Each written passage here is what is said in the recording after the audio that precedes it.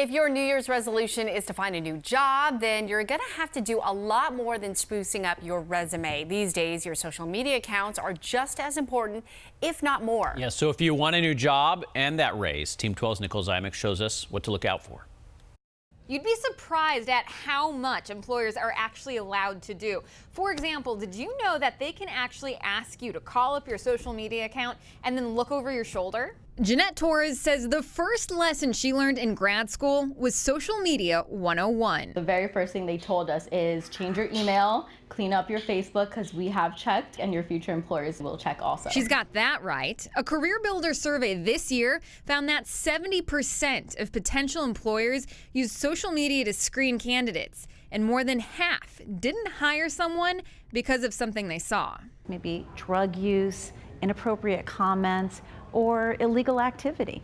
Of course, there are limits on how they use what they find. Federal laws bar employers from considering a person's race, religion, disability, or age when considering candidates. But other rules vary state by state. For example, it's against the law in some states for interviewers to ask you for your passwords, but others might resort to something called shoulder surfing. That is when the employer will have you open up your social media account and literally stand over your shoulder checking out your page. I'm not comfortable with that. Still, one way or another, potential employers will be looking.